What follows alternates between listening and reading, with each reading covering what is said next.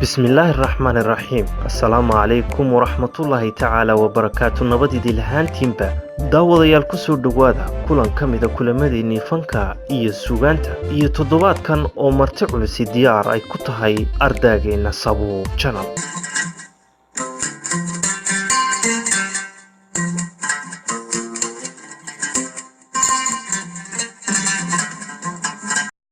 innaga oo barnaamijkeenii fanka iyo suugaanta halkaa kasii anba qaadi doonaa kuna wadaagi doonaa murti iyo madadaalooyin badweynta xikmadda suugaanta Soomaalida iyo heesihii qadiimka qaraamka iyo casrigaba isugu dhafnaa ayaa waxa aan toddobaadkan safarkeena suugaameed ku beegsan doonaa mid ka mid ah da'yarta suugaanta dhadhanka macaanka iyo tayada gaarka aba ee uu fanku leeyahay ina tusa ama inoo xawaashiya amaba inoo qurxiya. guri waxaan allahayo alla sida rabo allahayo gabsan maye waxaan go'aan hayaa inaan labaagayaano isafkarata noqone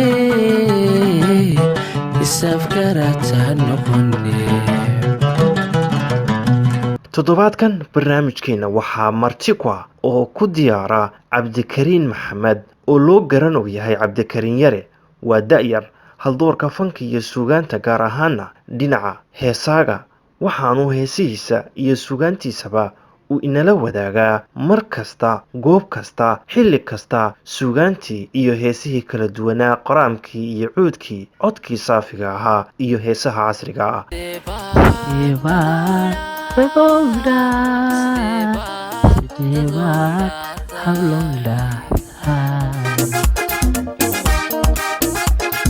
masunqo shambaan siyaasiya rago maye hasiini kada ilaaba ku saliye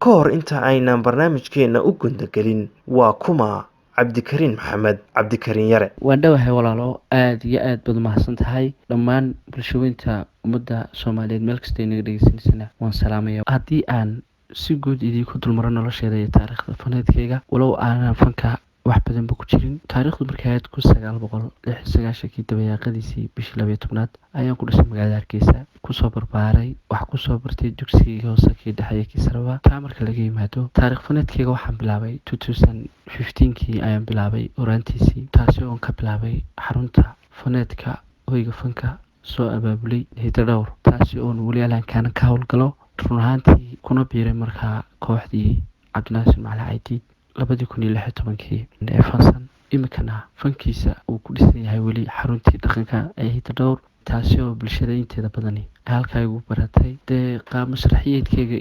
iyo fankayguna waa hadba inta aan maxay tolay aan ka dadaalay amba dee bulshaduba iga dheehad. waa tahay cabdikariin baranay nolol ahaane bal aan ku hakano dhinaca heesaha. cabdikariin waxaad ku caan tahay heesaha qaraamka ah baryahan dambena waxaad soo cusboonaysiisay heesihii cabdifataax tacabir oo isagu si gaara kugu hibeeyey bal ugu dambeyntii maxaad inagala wadaagi lahayd? haa walaalo aada iyo aad mahadsan salaamaya fanaanka weyne qaaliga walow imika uu fankiiba joojiyey. run ahaantii cabdifataax waa shakhsiyad aada iyo aad aan u jecelahay asxaabna u nahay ummadda Soomaaliyeed muddooyinka ugu dambeeyay dhalinyarta dambana amba dhalinyarta dhexna ahaa shakhsiyadda aadka uga dhex muuqday amba fankiisa uu dhaafsan yahay fanka haddan jooga. run ahaantii waxaa igu kalifay horta qof walbaba wuxuu jecel yahay dee biniaadanka kale ee ummadaha kale qofka dadyowga taariikhda kule amba qiimaha kule inay xusaan way jecel yihiin. taas oo aanaan cabdifataax u xusay walaahi haddaan nala wadaago heesii ugu dambeeyey waxaa ka mid ah waxaan ahaynido daydayaye gabadhi xalafkuu dul sudhaye dumaruu haboonay intaan dunida joogana. waxaan ahaynido daydayaye gabadhi xalafkuu dul sudhaye dumaruu haboonay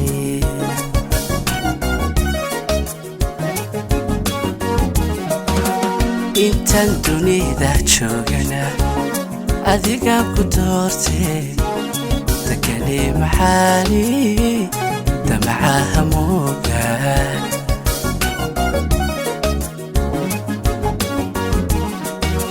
sida damal halweyniyo turturaan kulayniyo midabkaaga dahabkii dawadayda weeyaan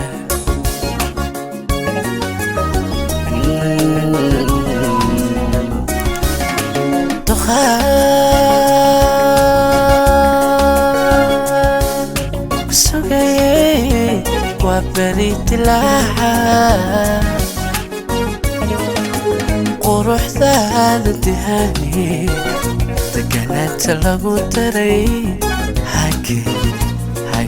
baldeeqsiiya alla tukhaa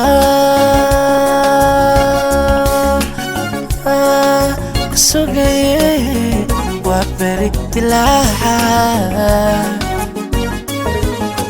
quruxdaada dihani deganaanta lagu daray hankay baldeeqsiin xasuustii cabdifataax tacabir codkii cabdikariin yare haddii aynu intaa kaga nimaadno cabdikariin maxay tahay ujeedooyinka iyo sababta aad u jeclaatay fanka iyo sugaanta wallaahi run ahaantii waxaan fanka ku jeclaaday horta fanku aniga waa ii hobbi ilaa yaraanteedina aad baan iskaga jeclaa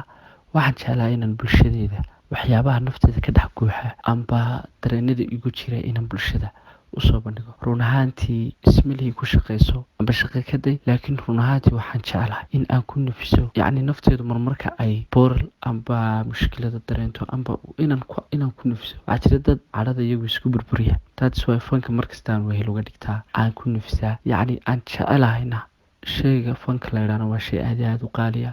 bulshadeenu wax xun bay ka aaminsan tahay laakiin marka si loo eego shay xun maaha si marka loo eegana xumaan waa loo isticmaali karaa laakiin waxaa leeyahay markasta bulshadeena dhinaca fiican inay ka qaataan amba qurux badan aniguna fanka aad iyo aad ayaanu xiisayaa ilaa yaraanteedina aanu jeclaa waa tahay cabdikariin inta badan waxa aad qaadaa heeso qaraam ah dadkuna aad ayay kugu barteen waanay kugu jecel yihiin dad badan oo taageerayaashaaga ka mid ah oo ku xidhan sabuub channel ayaa aad u dalbanaya la kulankaaga dad badan ayaa isweydiinaya maxaa gaar kaaga dhigay heesaha qaraamka ah oo aad si gaara u jeclaato inkastoo ay jiraan heeso kuu gaar ahi haddana se waxaad xirfadaadii faneed codkaagii iyo awooddaadiiba aad isugu geysay cusboonaysiinta iyo qaadista heesaha qaraamka maxay tahay sababtaasi talow run ahaantii horta waa su-aal aad iyo aad u wanaagsan bulshada kugu xilan aad iyo aad baan u salaamay waxaan leeyahay aad baad u mahadsantihiin maadaamood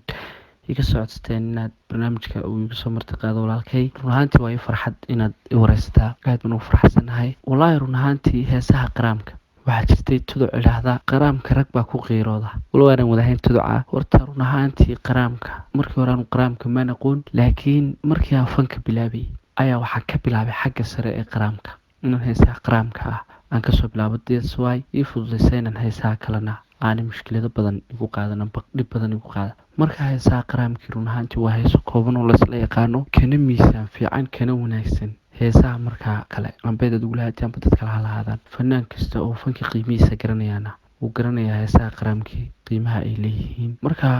soo nooleyn iyo soo xasuusin hadba casrigii lagu jiro waxay u baahantahay dee in wax ay la jaan qaadaan taas waa aan kolba heesay qaraamka usoo yaro cusboonaysiinayaan kolba casrigii lagu jiro aan usoo yaro rogaya inaanay dadkeeni ilaawin waayo bulshadeena waxaa ku jira dad waaweyn oo fanka xiiseeya marka haddii bulshadii waaweyneed dee laga tago oo bulshadii yarareed un la ixtiraamo dee waxa weeye bulshadii waaweyneed way inaga tegaysaa marka taas waa aan bulshadii waaweyneednaan anigu doonayay inaan hayo oo ay nala joogaan taas ayaa igu kaliftay inaan qaraamkii soo cusboonaysiiyo kolba oon heesahayga intan muhiimada saar laha iyaga saaro run ahaantii waana kana macaynaysaa kale waa tahay cabdikariin aan soo qabto subcis oo aniga ahaan si gaar ah aan kaaga marti ahay waxaana rajaynaya in dad badan ay la jeclaysan doonaan oo ay la dhegaysan doonaan degani sida doo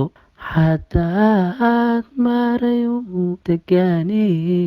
sida doo xadaad marayu daaristiilkaaga tal labada adacalow dunyadii waalida inbaata hayay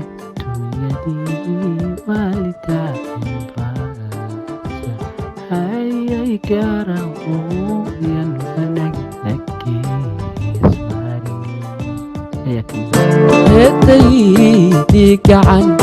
taad ku haysahay هديدي gacan taad ku haysahay harkaagay naftidii hoostaada hayay harkaagay naftidii hoostaada hayay gaara ooyan wanaag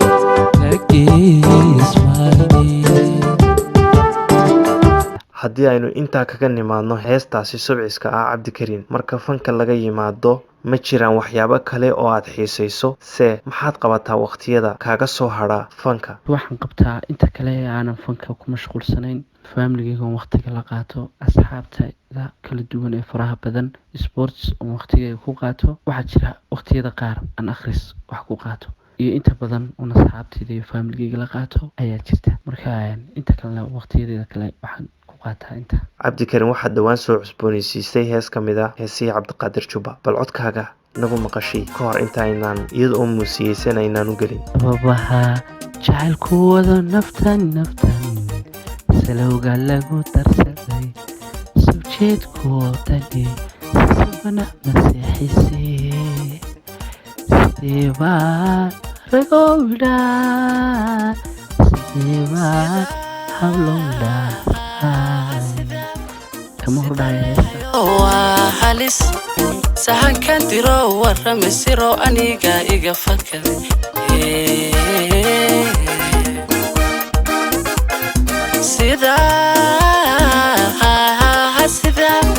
sida leehayo waa halis sahankan diro warrame siro aniga iga fakade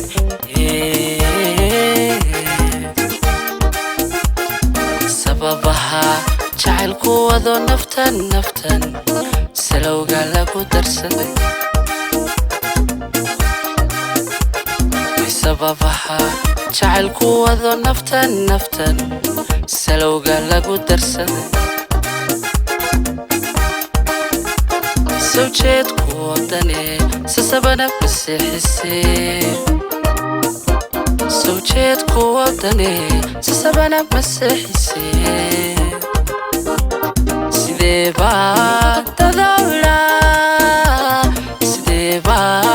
dadowlaaday soo jeedku wadane sasabana maseexisee soo jeedku wadane sasabana maseexisee sideebaa dadowlaaday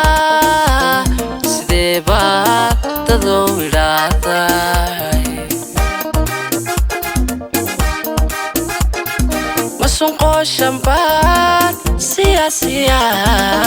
ragow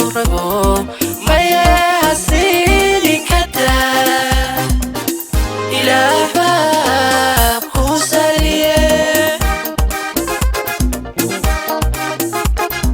masunqooshan baan siyaasiya hablow ragow maye hasiini kadaa ilaah baa ku saliye socodka wan ku daalanay samirna waygu farabatee sadashu wiilashu ma sidaa ugu sabaawo kadaa sida kadaa cashaqa sidou samir ilaah baa ku saliye kadaa socodka wan ku daalanay samirna waygu farabatee sadashu wiilashu ma sidaa ugu sabaawo kadaa sida kadaa cashaqa sidou samir ilaah baa ku saliye kadaa. ugu dambeyntii maxaad ka filan kartaa oo aad ku haminaysaa inaad fanka ka gaadho? ahaantii wallaahi waxaan rajeynayaa fanka inaan meel sare ka gaadhno. aniga iyo inta ila simanay dhalinyartiiba qof kastoo fanka guul ka rajaynayaaba inuu gaadho. intii fanka aada u xiisaysana waxaan leenahay ee sawd ku jirana ee hiba ku jirtay talentina malana welcome soo dhawaada. war fankiina hala ilaaliyo, fanka Soomaaliyeed qiimo lahayo kor ha loo qaado. waxaan jecelahay inuu soo noqdo mashraxyadii waaweynaa ee la isku arki jiray, in fankii Soomaaliyeed qiimo lahaa uu soo noqdo. abwaanadu inay bartii fanka u yaalay ay iyaguna dhigaan ay ku ilaaliyaan, in uu jiro fanka qeyb qoraala oo markaa loo sameeyo meel qoraalo lagu booqdo ayaan leeyahay. insha allah in heer fiican aan insha allah ka istaagno ayaan jeclay iyo taariikh fiican. walaal adigana aad iyo aad baan kuugu mahadnaqayaa. bulshada islaamka meel kasta ay joogtay ee waddanka Soomaaliyeedna waan salaamayaa. dhammaantiin waxaad leeyahay sharafi korkiina ahaato. waad salaamintiin.